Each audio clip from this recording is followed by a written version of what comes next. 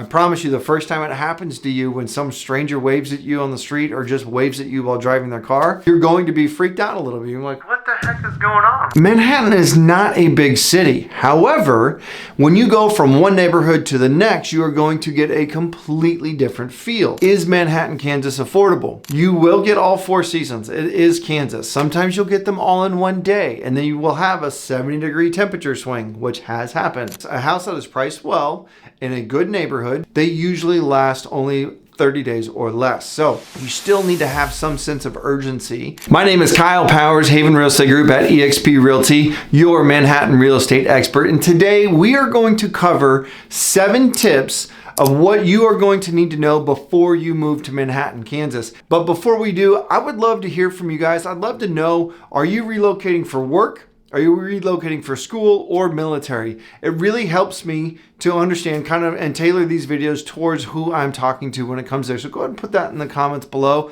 Love to hear from you. Otherwise, let's go ahead and get started. Let's start with the first and probably the most asked question. Is Manhattan, Kansas affordable? Manhattan is slightly above the average for the state of Kansas. So if you are moving in from outside of Kansas and moving into here, we are going to be much, much cheaper. If you are moving in from a smaller town or something that way, you are going to up your cost of living. So it really depends on where you are coming from. One of my cousins lives in San Francisco, or used to, was paying for one of her bedrooms was paying $1,200 a month just for her portion of rent, which means that downtown apartment was over $5,000 a month just for that one.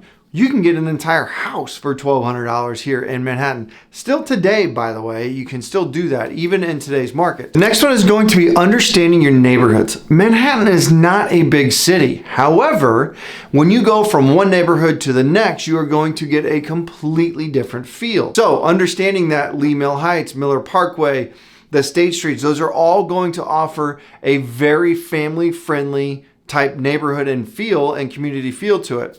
If you are going down to downtown and you're looking there, you are getting more walkable and historic type homes. Still very family friendly. All of Manhattan really is.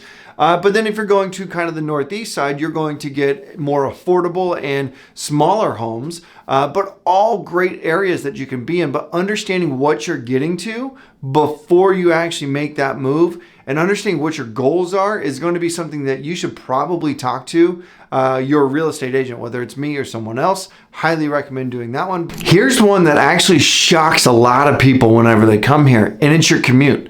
You can get anywhere in Manhattan in about 10 to 15 minutes, but traffic still matters. So you need to understand if you've got road construction, which there's always that, right? So you need to pay attention to that one. I think in the mornings, if you're going out to Fort Riley, you probably need to stick to living on the west side. If you're a K-State faculty or someone there, you probably want to be more downtown and around the K-State campus.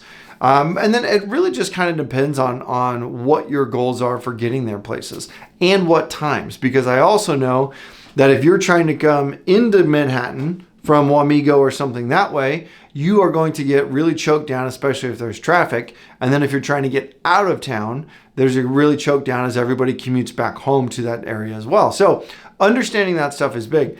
I'll tell you, I had some clients of mine move in from Utah, and they told me it was the first time that they'd ever been able to drop their kids at school and still make it to work early, right?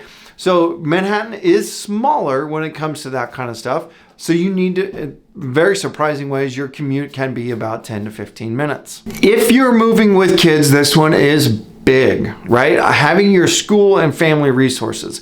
USD 383 is absolutely known for their parent involvement and athletics and just really kind of making sure that teacher to student ratio.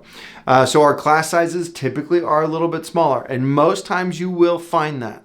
Heck, we have 8 elementary schools. So I think each classroom has like 15 to 20 kids in that, which is fantastic for younger age kids.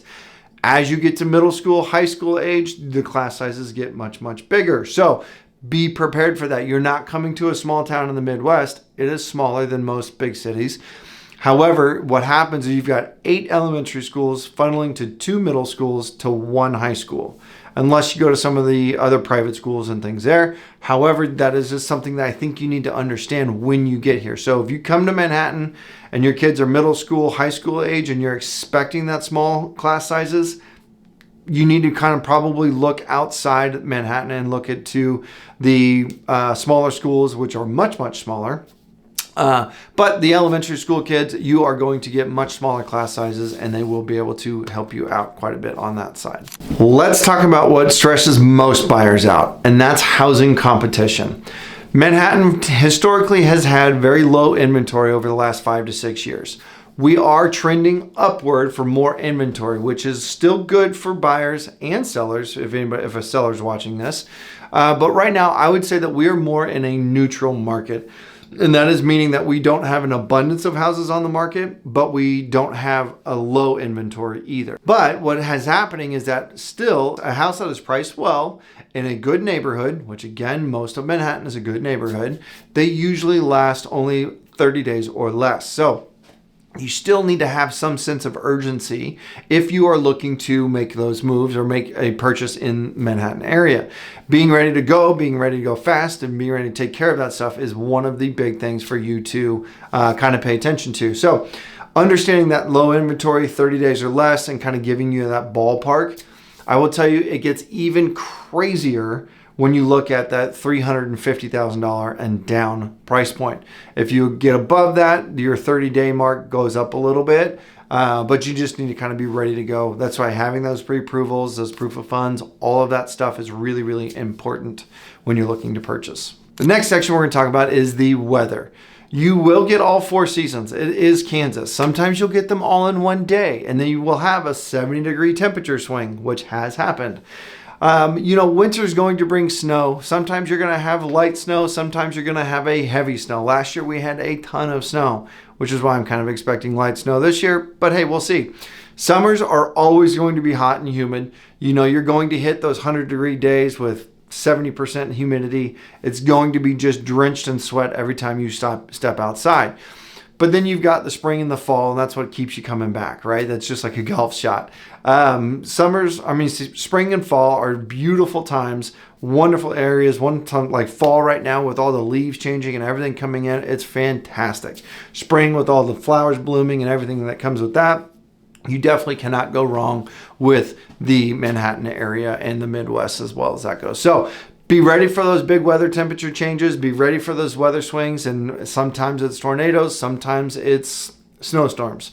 And we do have them all. So just be ready for all of that kind of stuff whenever you do move here to Manhattan. Finally, what's the vibe like, right? What do the people feel? What are you getting here whenever you come to Manhattan? Living it and experiencing it, you get friendly, community-oriented, K-State heavy pride on that one, right? So a lot of purple running around here. You've got a small town feel with a bigger city. And what I mean by that is you will have, I promise you, the first time it happens to you when some stranger waves at you on the street or just waves at you while driving their car, because it happens all the time, you're going to be freaked out a little bit. You're like, what the heck is going on? Why are they waving at me? What's going on? Right? So be ready for that. But it is just friendliness. Again, I had some clients move in from a bigger city. They came in and they're like, I have never felt so loved or so appreciated in this area and just seen, I guess is what I would say. So that's what happens is that we get here, you get that Midwest feel, that Midwest hospitality. And I promise you will be surprised by it, but don't be scared by it because you will come to really enjoy it and just having some wonderful, wonderful people. Whenever you do move here. If you are planning a move here to Manhattan, please, you absolutely need to download my relocation and neighborhood guide. It covers all kinds of things that you absolutely need to check out before you get here. Again, it is totally free to use, so just go ahead and click on it, download our guide. Or if you have any questions about it, I'm obviously here to help you as well. Thank you again so much for watching. Those are these 7 things that you need to know before making your move to Manhattan, Kansas.